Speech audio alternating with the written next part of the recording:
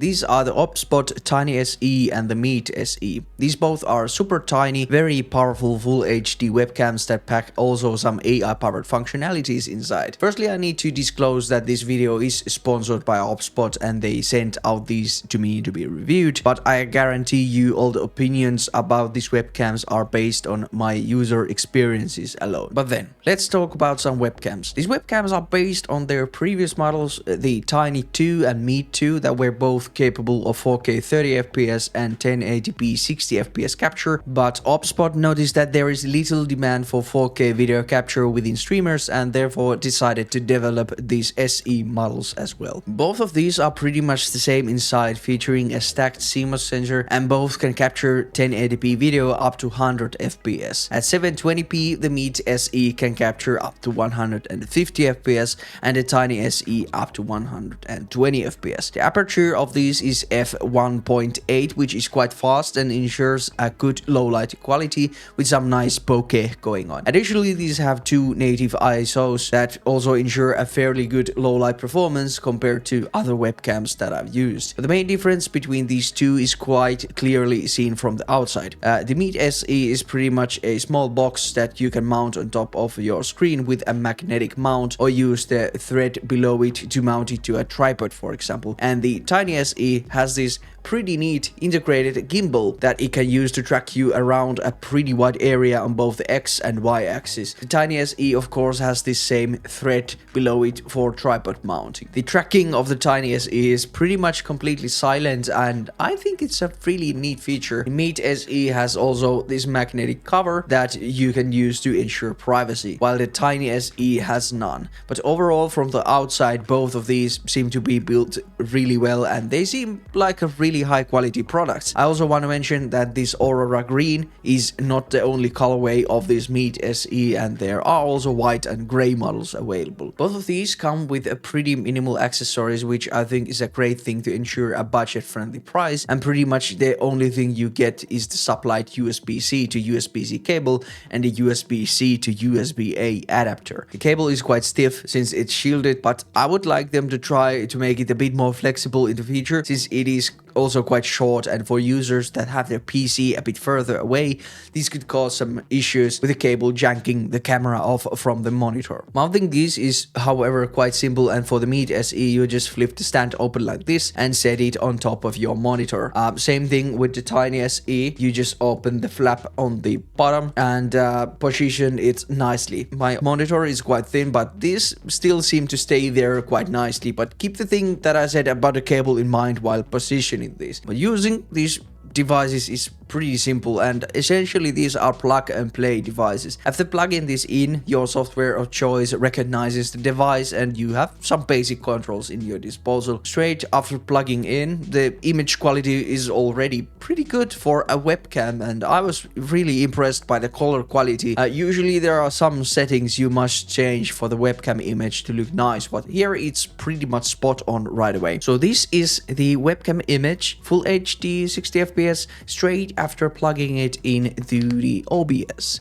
And currently my studio light is at 100%, but let's set it to 75% and see if anything changes. So yeah, currently 75%, nothing really changed. Can't really see anything weird about the image.